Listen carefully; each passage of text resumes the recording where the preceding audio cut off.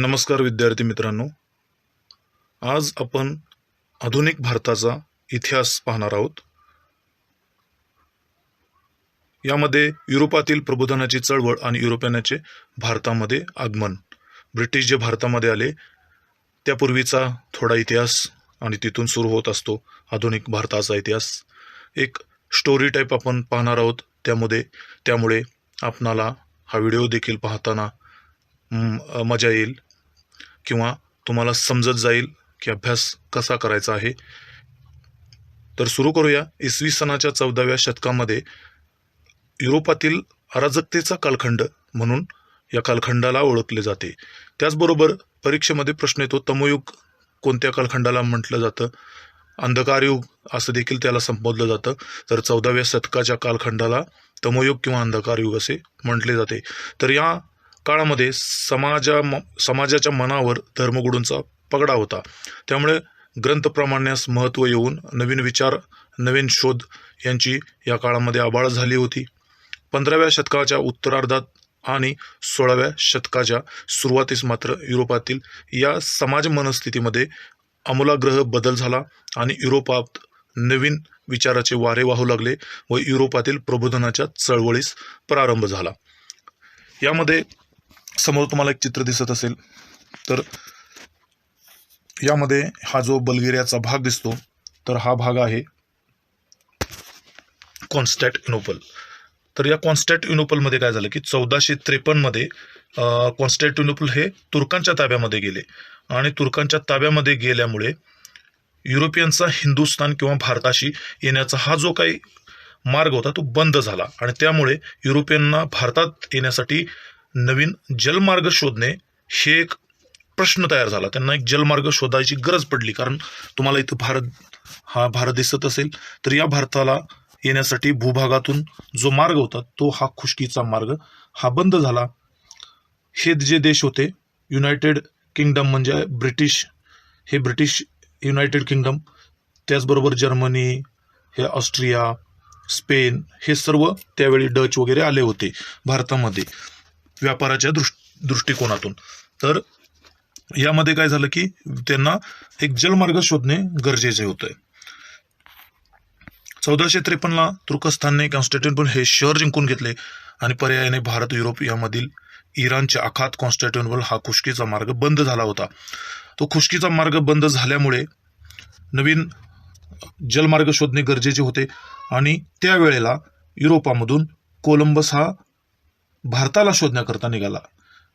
भारताचा शोध घेण्याकरता तो निघाला असता त्याने चुकीचा प्रवास केला आणि 1492-93 या साली त्यानं सुरुवात केली आणि तो चुकीचा प्रवास करत करत तो अमेरिका खंडामध्ये येऊन पोहोचला आणि त्याला काय झालं की अमेरिका या खंडाचा शोध लागला. कोलंबसने कोणाचा शोध लावला? तर अमेरिका खंडाचा शोध लावला. त्यानंतर पुढे तो माघारी ज्यावेळी आला त्यावेळी त्यानं सांगितलं की भारताचा शोध काय माझ्या हातून लागलेला नाही. नंतर मग वास्को द गामा याने प्रयत्न करण्याचे ठरवले आणि वास्को द गामा हा पोर्तुगीज खलाशी आफ्रिकेच्या दक्षिण टोकाला वळसा घालून 23 मे 1498 रोजी भारताच्या कालिकत या बंदरावर तो प्रवेश करतो आणि भारताच्या भूमीवरती तो पाय ठेवणारा तो पहिला युरोपियन ठरतो आणि इथूनच भारताच्या बाजारपेठा ह्या युरोपियनासाठी खुल्या होतात. तर यामध्ये वास्को द गामा 23 मे 1498 रोजी कालिकत या बंदरावर ज्यावेळी प्रवेश करत असतो तर त्यावेळी राजा झामोरिन हा त्याचं स्वागत करून त्याने याला व्यापाराच्या सवलती दिलेल्या होत्या. प्रथम भारतामध्ये पोर्तुगीज आले, त्यानंतर डच आले, त्यानंतर इंग्रज आणि शेवटी फ्रेंच असा ह्याचा क्रम लागतो.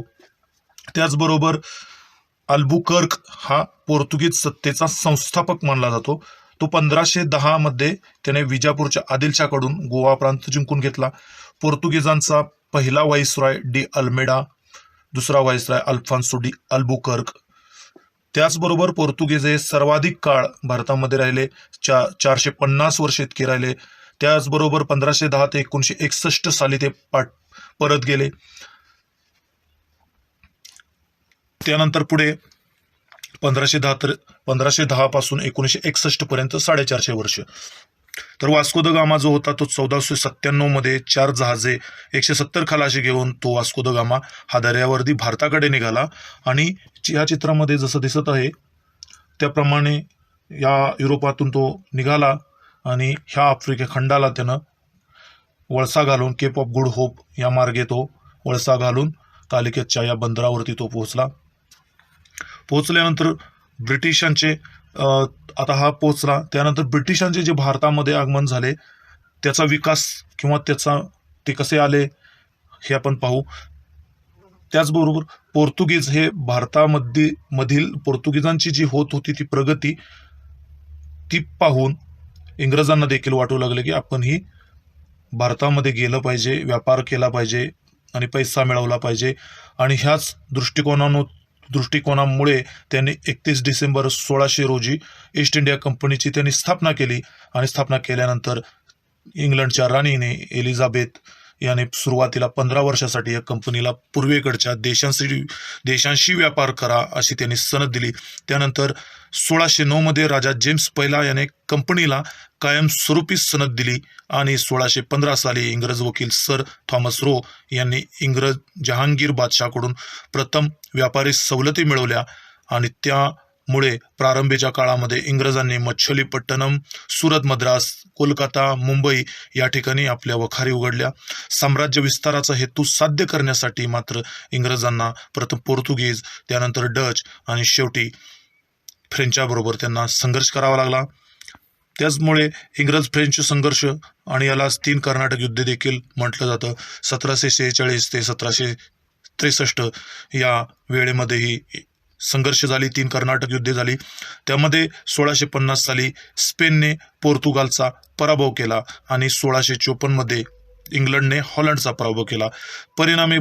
परिणाम याचा काय झाला की भारतामध्ये पोर्तुगीज आणि डच यांच्या व्यापारावर मर्यादा आल्या आणि फ्रेंच हे इंग्रजांचे एकमात्र प्रतिस्पर्धी भारतामध्ये उरले. पहिले कर्नाटक युद्ध 1746 ते 48 दरम्यान घडले. पूर्व किनाऱ्यावरील मद्रास, आताचे चेन्नई हे इंग्रजी सत्तेचे प्रमुख केंद्र होते. त्या ठिकाणच्या पॉंडेचेरी, आताची पुदुच्चेरी या ठिकाणी फ्रेंचांची सत्ता होती.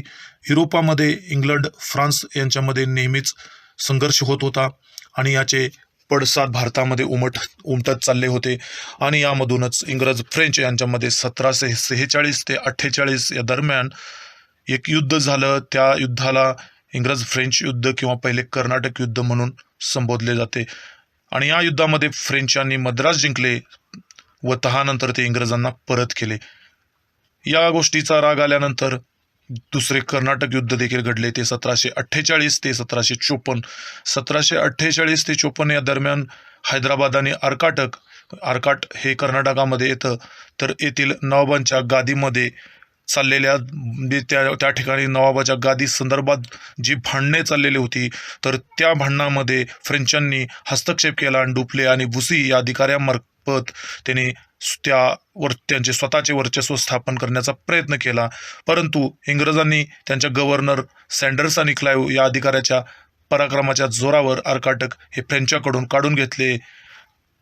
त्यानंतर वादिवंशची लढाई किंवा तिसरे कर्नाटक युद्ध हे घडून आले 1760 मध्ये. 1756 मध्ये युरोपामध्ये इंग्लंड, फ्रान्स यांच्यामध्ये सुरू झालेल्या सप्तवार्षिक युद्धाचे भारतामध्ये पडसाद उमटले आणि भारतामध्ये झालेल्या 22 जानेवारी 1760च्या वादिवंशच्या लढाईमध्ये तिसरे कर्नाटक युद्ध इंग्रजांनी फ्रेंचांना पराभूत केले व पुदुच्चेरी, जिंजी आदी सर्व ठिकाणे जिंकून घेतली. 1763 पॅरिसच्या तहानुसार इंग्रजांनी देखील फ्रेंचांना पुदुच्चेरी परत केला व फ्रेंच सत्ता इथपर्यंतच मर्यादित राहिली.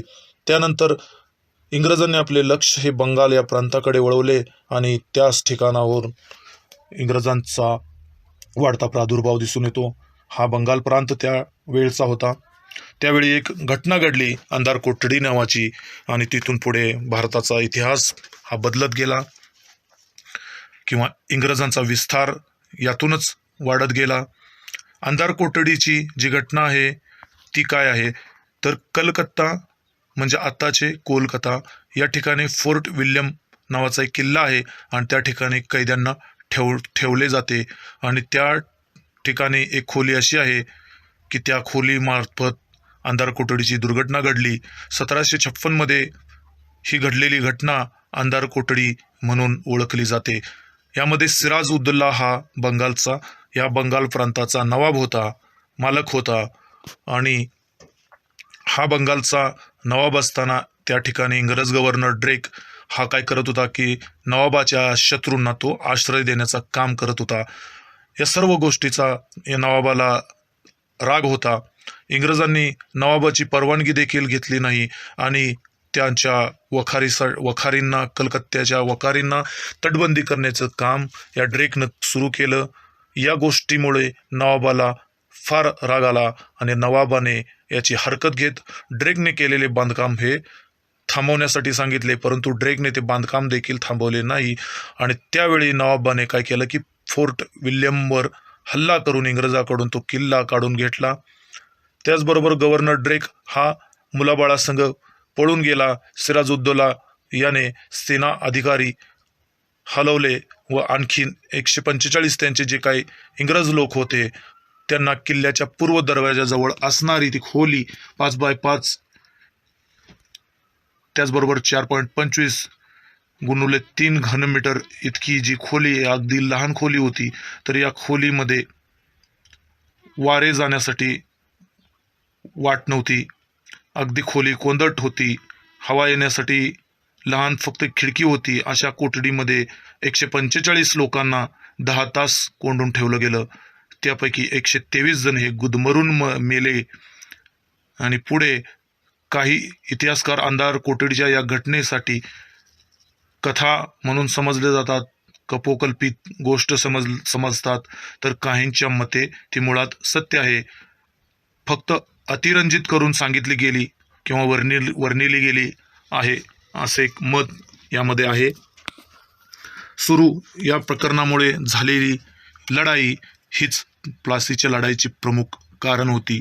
यामध्ये काय झालं की बंगालचा सुभेदार जो होता अलीवर्दी खान तो मृत्युमुखी पावला 1756. आणि त्यानंतर त्याचा मुलगा सिराजुद्दौला हा गादीवरती आला. तो बंगालचा नवाब झाला. त्यानंतर अंधार कोठडीची दुर्घटना घडली. सिराजुद्दौला याने इंग्रजांवर स्वारी करण्याचं काम केलं. कासिम बाजार, कोलकाता या ठिकाणच्या वखारी ताब्यात घेतला. आणि त्यावेळी झालेली अंधार कोठडीची दुर्घटना यामुळे इंग्रजांचे काय झाले की पित्त खवळले. तर यावेळी रॉबर्ट क्लाइव्ह आणि वॅटसन असे अधिकारी होते इंग्रजांच्याकडे आणि ते अधिकारी प्लासीची लढाई घडवून आणतात. तर रॉबर्ट क्लाइव्ह हा अतिशय हुशार असा इंग्रजांचा अधिकारी होता. तर त्याने प्लासीची लढाई घडवून आणली. ती कशी घडवून आणली तर हा मीर जाफर होता, हा सिराजुद्दौला आणि हा रॉबर्ट क्लाइव्ह. तर याने काय केलं की सिराजुद्दौलाचा जो सेनापती होता मीर जाफर, तर याला सांगितलं की पुढं जे युद्ध घडणार आहे तर त्या युद्धामध्ये 23 जून 1757 साली प्लासी या ठिकाणी सिराज आणि इंग्रज यांच्यामध्ये जे युद्ध झाले तर त्यामध्ये त्याला तटस्थ राहण्यासाठी इंग्रजांनी सांगितले आणि तुला नवाब बंगालचा नवाबपद देतो असे सांगितले आणि तटस्थ राहण्यासाठी सांगितले. त्यावेळी तो मीर जाफर देखील तटस्थ राहिला. आणि त्याच वेळी 23 जून 1757 रोजी प्लासीचं एक युद्ध घडलं आणि त्या युद्धामध्ये बंगालचा नवाब हा हरला गेला. आणि नंतर मीर जाफर हा बंगालच्या नवाबपदी आला. 1760 मीर जाफर इंग्रजांच्या अपेक्षा पुरवताना तो देखील जेरीस आला. इंग्रजांनी मीर जाफरचा त्यानंतर काय केला की त्यांना फक्त पैशाशी मतलब होते आणि त्यांनी इंग्रजांनी मीर जाफरचा जो जावई होता त्याला आमिष दाखवले की तुला बंगालचा नवाब करतो. आणि त्या मीर कासिमला अधिक द्रव्य लाभापोटी त्याला सत्तेवर आणले गेले आणि ह्या गोष्टीचा मीर जाफरला राग आला. परंतु 1763 मीर कासिमने देखील त्यांना विरोध केला आणि त्यामुळे इंग्रजांनी परत मीर जाफरला नवाबपदी आणले आणि या माध्यमातून बक्सारची लढाई ही उद्भवली. बक्सारची जी लढाई झाली ती मेजर मनरो, त्याचबरोबर मीर कासिम, शाह आलम, शुजाउद्दौला आणि मेजर मनरो यांच्यामध्ये ही बक्सारची लढाई झाली. बक्सारची लढाई 22 ऑक्टोबर 1764 इंग्रज विरुद्ध शाह आलम शुजाउद्दौला मीर कासिम यांच्यामधला हा संघर्ष होता. बिहार प्रांतातील बक्सार येथे 22 ऑक्टोबर 1764 रोजी झालेल्या लढतीत मेजर मनरो या इंग्रज मुत्सद्द्याच्या आधिपत्याखाली इंग्रजी फौजेने मोगल बादशाह शाह आलम मीर कासिम अवधचा नवाब शुजाउद्दौला यांचा पराभव केला आणि या पराभवानंतर इंग्रजी सत्तेचा पाया यामध्ये अधिक मजबूत रोवला गेला. प्लासीच्या युद्धामुळे सत्तेचा पाया घातला गेला आणि बक्सारची जी लढाई झाली त्यामुळे तो पाया मजबूत झाला. 1765 मध्ये बंगालचा गव्हर्नरपदी पुन्हा एकदा रॉबर्ट क्लाइव्ह हा आरूढ झाला. बंगालमध्ये त्याने दुहेरी राज्यव्यवस्था नावाचा एक प्रकार केला. हा महसूल मिळवण्याचा एक जुलमी प्रकार त्यानं सुरू केला व इंग्रजांच्या साम्राज्य पिपासू वृत्ती ही दिवसेंदिवस वाढत चाललेली होती. तो जनतेवरती अन्याय करत होता ह्या दुहेरी राज्यव्यवस्थेच्या मार्फत. तर ती दुहेरी राज्यव्यवस्था ती आपण पाहू. तर यामध्ये बंगाल, बिहार, ओरिसा हे सर्व क्षेत्र या गव्हर्नरच्या आधिपत्याखाली होते. तर मे 1765 मध्ये रॉबर्ट क्लाइव्ह हा दुसऱ्यांदा ज्यावेळी बंगालच्या गव्हर्नरपदी आला त्यावेळी ऑगस्ट 1765 मध्ये क्लाइव्हने अलाहाबाद तह केला आणि या तहा अन्वये बादशाह शाह आलम कडून बंगाल, बिहार आणि ओरिसा या प्रांतांचे दिवाणी अधिकार त्याने स्वतःच्या ताब्यामध्ये घेतले. यामध्ये प्रत्यक्ष कंपनीच्या वतीने ते अधिकार वापरण्याऐवजी तो नवाबाच्या वतीने वापरू लागला, नवाबाच्या नावाखाली वापरू लागला. या संपूर्ण घडामोडीला फक्त नवाब जबाबदार राहू लागला. त्याने 2 दिवाण नवाबामार्फत नेमले आणि महसूल जो दिवाणी अधिकार आहे, जी तिजोरी आहे ती आपल्या ताब्यामध्ये इंग्रजांनी ठेवून घेतली. पैसा सर्व आपल्याकडे वळवून घेतला. पण त्याचे जे परिणाम होतील त्या संपूर्ण परिणामाला तो नवाब जबाबदार राहू लागला आणि या पद्धतीला दुहेरी राज्यव्यवस्था असे म्हटले जाऊ लागले. वसुलीचे सगळे अधिकार हे कंपनीकडे आले, परंतु त्याची जबाबदारी मात्र त्या नवाबाकडे राहिली. कोणत्याही परिश्रमाशिवाय कंपनीला दिवाणी आणि फौजदारी असे दोन्ही अधिकार प्राप्त झाले. त्यामुळे दुष्काळग्रस्त जी बंगाली जनता होती ती देशोधडीला लागली, कारण तिला जो काही सारा आहे तो भरावाच लागेल. त्यामध्ये कोणताही त्यांना सूट नव्हती.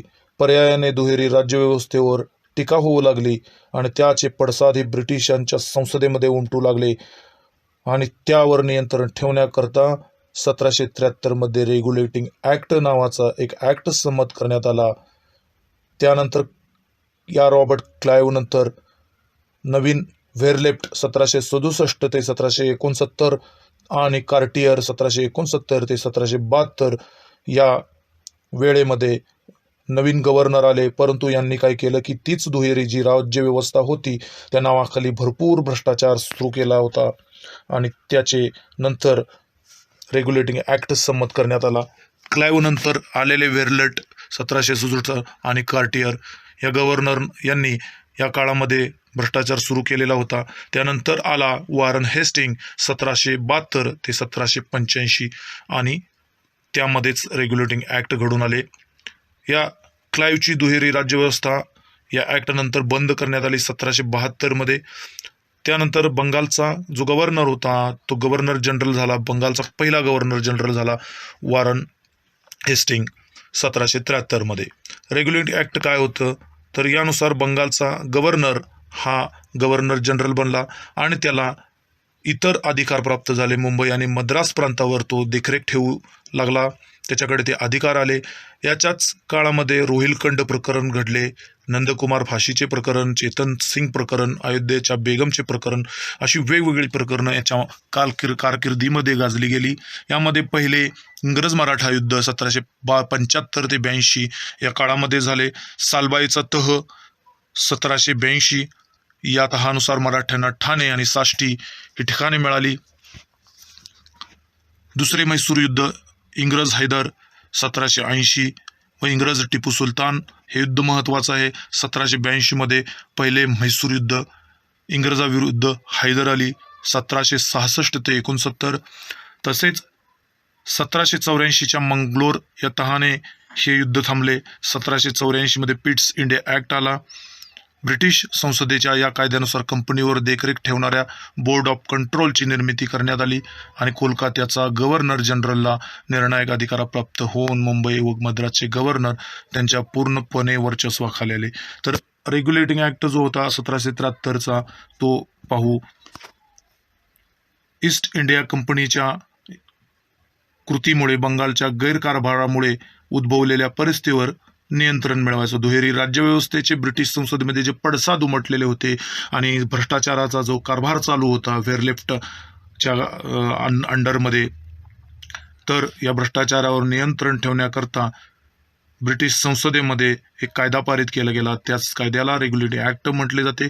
कंपनीच्या हातून राजकीय सत्ता हिसकावून घेण्यासाठी ब्रिटिश संसदेने हा रेग्युलेटिंग ॲक्ट 1773 मध्ये भारतामध्ये आणला गेला.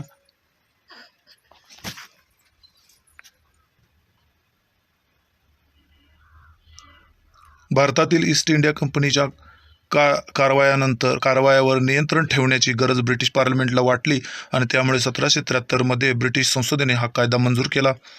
रेग्युलेटिंग ॲक्ट 1773 हे ब्रिटिश सरकारने उचललेले पहिले पाऊल होते.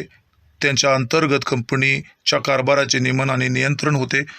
यापूर्वी 1767 मध्ये ब्रिटिश सरकारने प्रथम कंपनीच्या कारभारामध्ये हस्तक्षेप देखील केला होता व 40 लाख रुपये वार्षिक उत्पन्न ज्या ठिकाणी होतं त्यामध्ये 10वा हिस्सा ब्रिटिश सरकारने करून घेतला होता.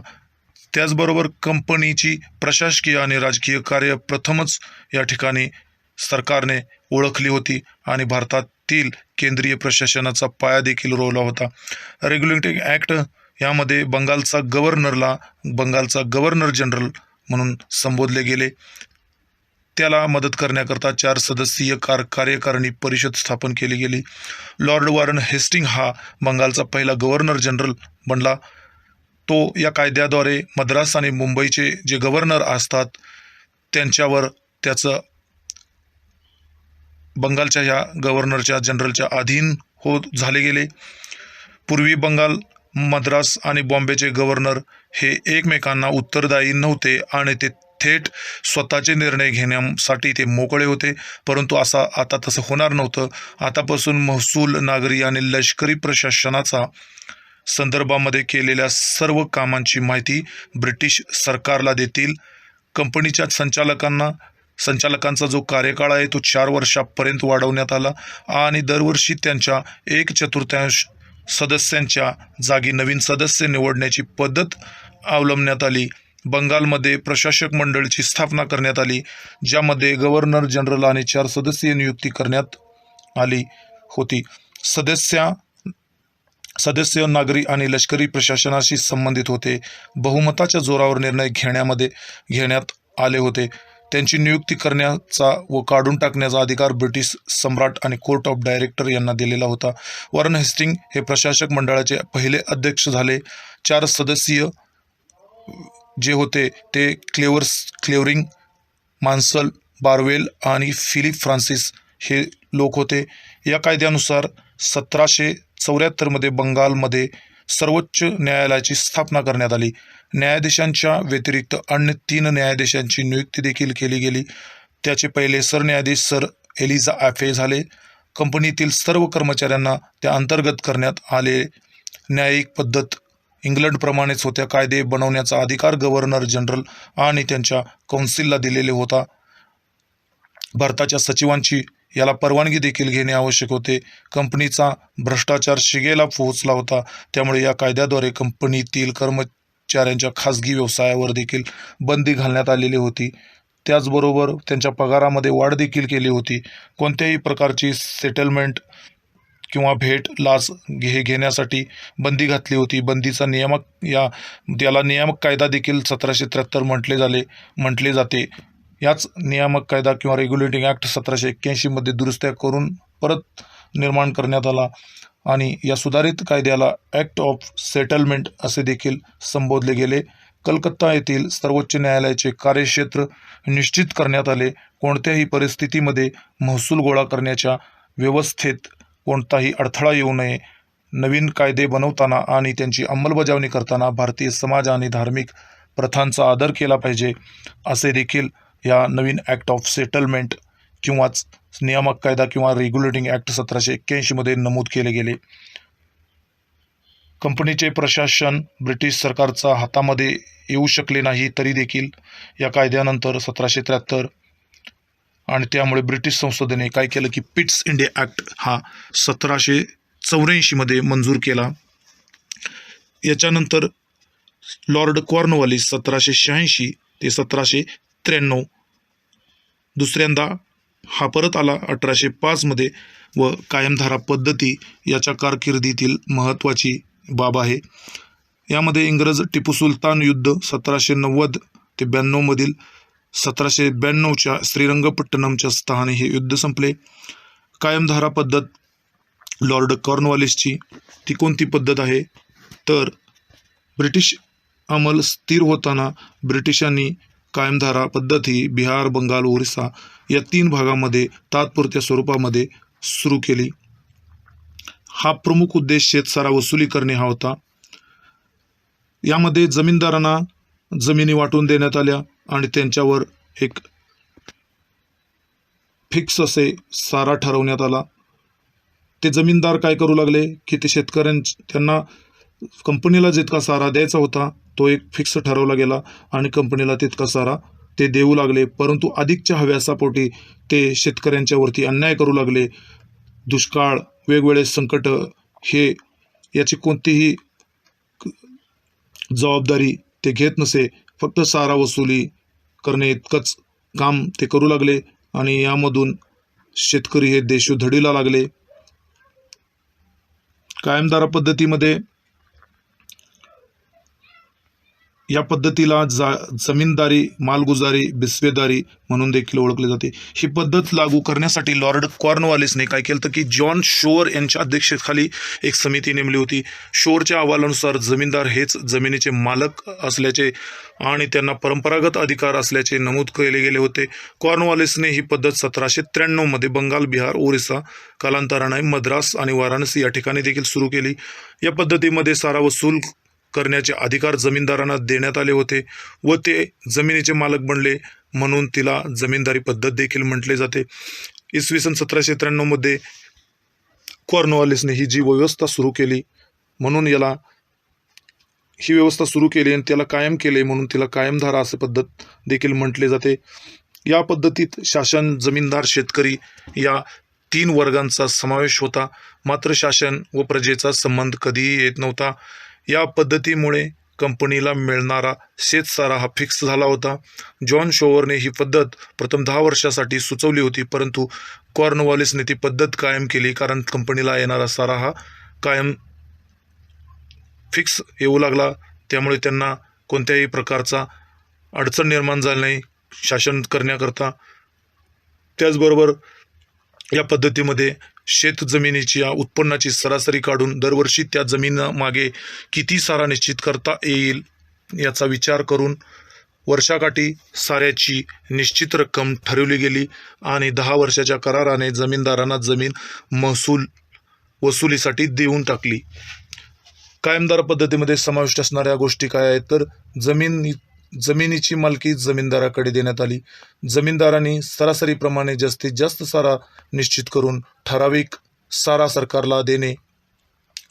जमीनदार जमीन विकू शकत असे, गहाण ठेवू शकत, दान करू शकत असे. निश्चित काळात शेतसारा जमीनदाराकडे जमा करणे सक्तीचे झाले. शेतकऱ्यांना आपल्या जमिनी गहाण टाकाव्या लागल्या. जमीनदार भूमीविषयक सर्व अधिकार वंशपरंपरेने त्यांना प्राप्त होऊ लागले. शेतकऱ्याकडून घेण्यात येणाऱ्या साऱ्याच्या रकमेच्या 89% भाग हा सरकारला तर 11% भाग जमीनदाराला मिळावा अशी तरतूद केली गेली होती. बंगालमध्ये सरकारची महसुलाची रक्कम पूर्ण न भरल्यास किंवा निश्चित वेळेत न भरल्यास जमीनदाराचा महसूल जमा करण्याचा अधिकार हा कंपनी रद्द करत असे. कायमधारा पद्धतीचे फायदे कंपनीला काय झाले होते तर कंपनीला सरकारचा उत्पन्न हे निश्चित झाले होते. उत्पन्नाचा शेतीच्या कमी जास्त उत्पन्नाशी काहीही संबंध नव्हता. जमीनदारांना आपल्या जमिनीतून अधिक उत्पन्न काढण्यास प्रोत्साहन मिळाले, कारण उत्पन्न वाढले असले तरी सारा जास्त भरण्याची त्यांना गरज नव्हती, फिक्स कंपनीला द्यायचं होतं. या व्यवस्थेमुळे जमीनदार वर्ग हा अगदीच सम्राट श्रीमंत बनला गेला आणि इंग्रजी राजवटीचा तो समर्थक म्हणून देखील तो पुढे येऊ लागला. या पद्धतीमुळे कंपनीचा महसूल न्यायव्यवस्थेत गुंतलेला वर्ग या कार्यातून मुक्त झाला. कंपनीला याचा देखील फायदा झाला.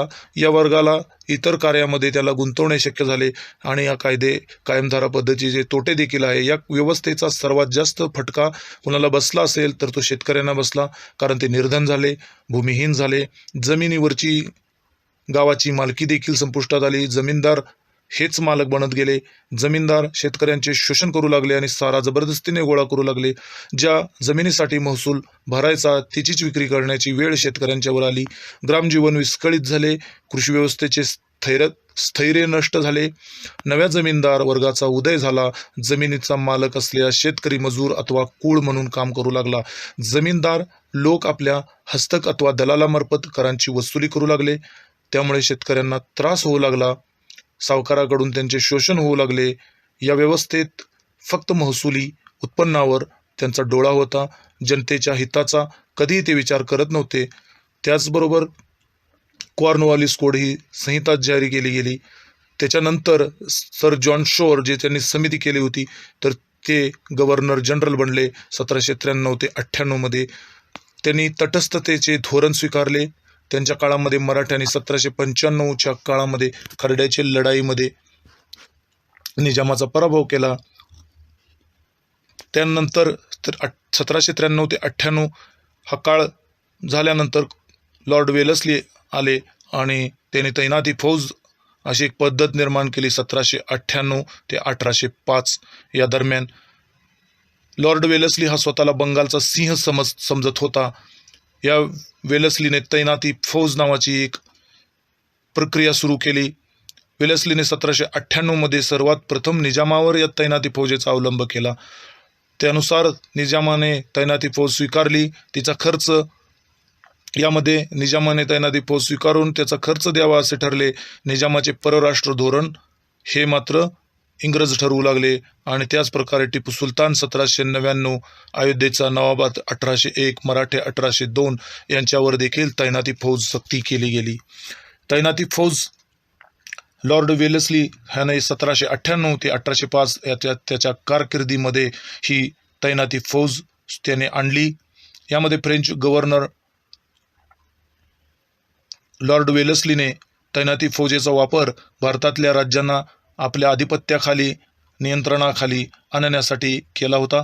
तैनाती फौज धोरणाअंतर्गत इंग्रज आपल्या सैन्याची एक तुकडी तैनाती फौजेचा स्वीकार केलेल्या राज्यामध्ये पाठवत असे आणि त्या सैन्याचा वापर त्या राज्याच्या सुरक्षेसाठी केला जात असे. पण त्या सैन्यावर इंग्रजांचे नियंत्रण असत होते आणि त्या सैन्याचं पूर्ण खर्च तो राज्य किंवा त्या राजाला भरावा लागत असे.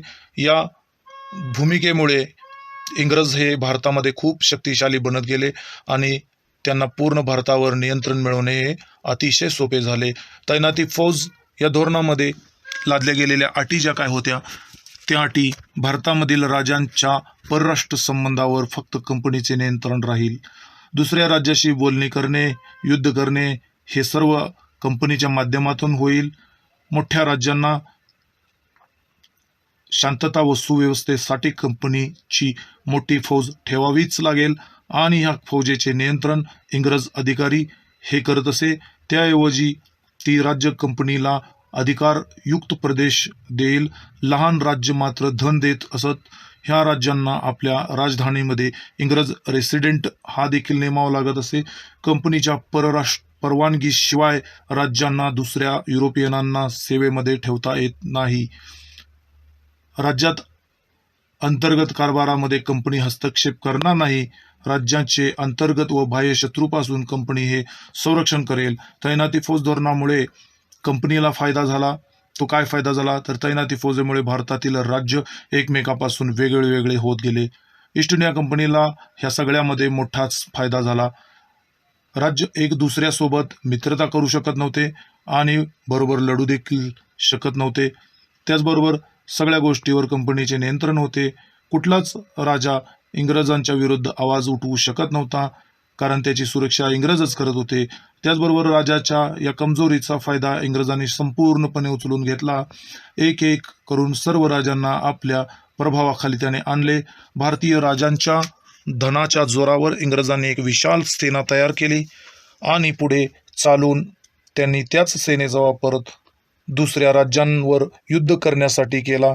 या धोरणामुळे इंग्रजांनी आपल्या नियुक्त केलेल्या अधिकाऱ्यामार्फत राज्याच्या प्रशासनामध्ये देखील आपला प्रभाव निर्माण करण्याचा प्रयत्न केला. काही काळाने राज्यकारभार करण्याकरता पूर्णपणे इंग्रजांवर अवलंबून राहावं लागू लागले. राज्य कारभार करण्यासाठी देखील राजांना तैनाती फौज धोरणामुळे राजांना झालेले नुकसान तैनाती फौजेचा स्वीकार केल्यामुळे राजांनी आपले स्वातंत्र्य गमावून टाकले. राजांना इंग्रज अधिकाऱ्याकडून सल्ला घेऊन निर्णय घेणे ठीक वाटू लागले. त्यांची स्वतःची निर्णायक क्षमता नष्ट झाली. ते इंग्रजांच्या हातातील खेळणे बनत चालले. इंग्रजांनी नियुक्त केलेल्या अधिकाऱ्याचा आणि सेनेचा खर्च राजांना द्यावा लागे, त्यामुळे आर्थिकदृष्ट्या देखील ते कमजोर होऊ लागले. जेव्हा राज्य कंपनीला धन देण्यामध्ये असमर्थ होऊ लागेल तेव्हा कंपनी त्यांच्या जमिनीवर कब्जा करू लागली. अशा प्रकारे तैनाती फौजेमुळे कंपनीच्या हिताची सुरक्षा झाली आणि राज्य आणि राजाच्या प्रजेला खूप वाईट परिस्थितीचा सामना करावा लागला. या राजांनी तैनाती फौजेचा स्वीकार केला. खालील सर्वात सुरुवातीला निजामाला, त्यानंतर म्हैसूर, तंजावर, सुरत, कर्नाटक, अवध, पेशवे, नागपूरचे भोसले, शिंदे, जोधपूर, जयपूर, मच्छेरी, बुंदी आणि भरतपूर यांना तैनाती फौज स्वीकारावी लागली. त्याचबरोबर इंग्रज मराठा युद्ध देखील याच वेलस्ली याच्या काळामध्ये झाले. इंग्रज मराठा दुसरे युद्ध 1802 ते 1804 याच्या काळामध्ये वसईचा तह 31 डिसेंबर 1802 या तहानुसार मराठी साम्राज्याचा अस्त झाला. हा परीक्षेला प्रश्न पडलेला आहे वारंवार. वसईचा तह 1802, त्याचबरोबर वेलस्ली 1805 मध्ये कॉर्नवालिस हा पुन्हा गव्हर्नर जनरलपदी आला, परंतु कॉलऱ्याच्या साथीने गाझियाबाद या ठिकाणी वेलस्ली याचा मृत्यू झाला. पुढील भाग आपण पुढच्या प्रकरणामध्ये पाहू. तुर्तास धन्यवाद.